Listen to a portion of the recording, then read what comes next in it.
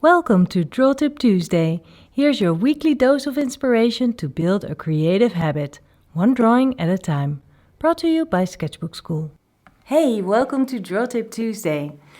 I love drawing people, and sometimes people ask me, what if someone doesn't like it when you draw them? Or do you ask permission at all to draw someone? Well, for that second question, the answer is no, I really don't. I don't ask permission. And the first question, most of the time, people don't even notice. So for example, this page, I just drew random people that I saw around when I was sitting somewhere in a cafe. And I just started drawing and went from one person to another, and everybody was really engaged in their conversations and drinking their drinks and eating their food, and they really don't mind. And even if someone notices, most of the time they're kind of fine with it, or they see you looking at them and they notice that, but they don't really think anything about it. If I see that someone feels a little bit uncomfortable, I just stop.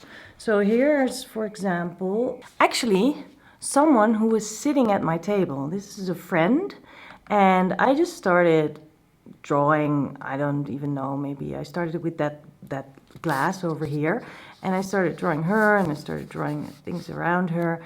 And when I started drawing her glasses, she saw that I was drawing her and she got nervous. So then I stopped. And I actually think it's kind of cool because she's now part of the foreground of the drawing.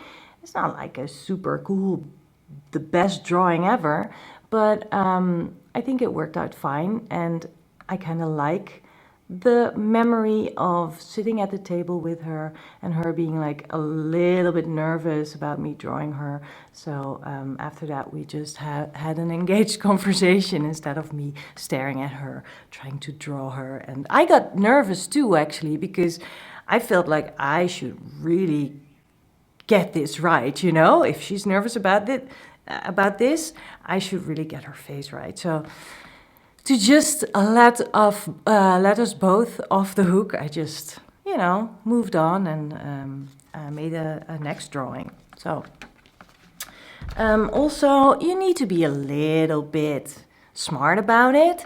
Here's another example of two girls that were sitting there chatting, and they were really engaged in their own, in their conversation, and they didn't mind. They might have noticed, I don't know. The owner of the cafe actually noticed, and she took a picture for her Instagram. So that's nice if that happens. But those girls, they didn't mind at all. Here's another example of sitting at a table, just drawing the people in front of you quickly, and then draw whatever is going on in the background. And that way there's no pressure on anyone, and still you can draw people and practice drawing people. And those people were in a kitchen and they were moving a lot, so that was a good practice. Also, you might want to consider being quick and not too detailed, so you're not like staring at someone and back at your page and staring at someone and back at your page again for like 15 minutes. You can do really quick lines as well. So over here, it's not really about the people, but I included the people that were there, and it really gives an idea of what's going on. It was a kiosk, and there was a guy standing, just chatting with the person who was selling stuff in that kiosk. Same here, I didn't even include the faces, so that works too. Again, be a little bit smart about what you draw and who you choose. If someone is really close by, it might be a little bit awkward. But if people are standing in the street just chatting, you can totally draw them, you know. You need to be quick because you never know when they will leave again, but that's kind of the challenge. If you're nervous about getting their likeness, getting people's likeness, then you can also consider doing just studies of their poses. Maybe add a little bit of shading, and that way you will be very quick in your drawing, and you will also capture the essence and capture the movements and the posture of people. So that's another idea. If you want to start drawing people, don't go for a lot of detail, but just try and capture the curve of their backs, the way their head is, you know, are they a little bit slumped over or are they straight up? That really helps you to look at people and just filter out all the details. You can always later on add details if you want to. Again, make sure that you choose the right people to draw. And by that I mean try to find people who are sitting, chatting with each other. They could actually be standing and chatting with each other, standing with their phone, looking at their phone, because then you know that they will be there for a few minutes at least. And also when they chat with each other, they might be moving and move their hands, but they will be repetitive movements, so you can get back at it again and again. Also, try to just play around with proportion. You don't need to draw a whole person. You can just draw a face, or maybe even just a foot or a hand that really stands out to you. And if someone leaves in the middle of your drawing, that's fine. Just find someone else that is kind of in the same position. Finish your drawing. It doesn't have to be one person, especially if you are in a cafe or a coffee shop, or maybe on the tram stop or the bus stop. People are leaving, moving, walking by. Then you can also just consider to, you know, combine people. I combined a few customers here because I wasn't quick enough.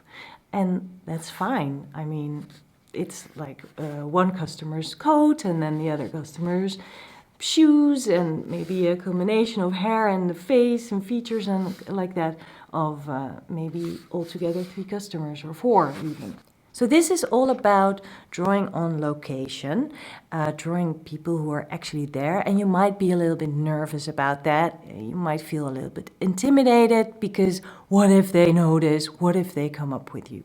Well, first of all, they hardly ever notice because they're busy in their own world, in their conversation, watching whatever is happening on their smartphone, just in their own heads. And if they see you, they will probably think you are writing something down in your journal or something like that. However, there are people who notice it, and then you just need to be smart about it and see if they are annoyed or get nervous about it. Just stop and go draw someone else. Sometimes you draw someone and they're fine with it, and then afterwards they come up with you. It almost never happens, but when it does, they're always very happy about it because, I mean, if someone draws you, it's kind of an honor, you know. It's kind of a compliment. You were interesting enough to draw. So they often want to see the results, and then you will be apologizing that it doesn't look like them. And they are like, no, it's fantastic. Every time this has happened to me, that people came to me, they were like, this is so cool, and I don't mind that it doesn't look like me. Why are you doing this? How are you doing this? I used to draw as well. And then a whole conversation comes up about drawing, sketching, and the fun of making art. So keep that in mind as well. People are very friendly about it, and very, you know, it's pretty cool to see an artist at work. So that's something to keep in mind if you want to draw on location. But if you're still a little bit scared to do so, but you do want to draw people, well, draw from the newspaper or from TV.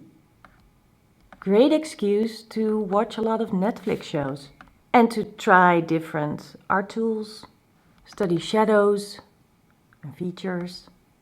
And then also, there's always the selfie. So I hope these tips help, and I hope you will be drawing people because it's so much fun. It's a fantastic exercise, great practice, and you'll never know what kind of people you actually meet and what kind of conversations you will have through it.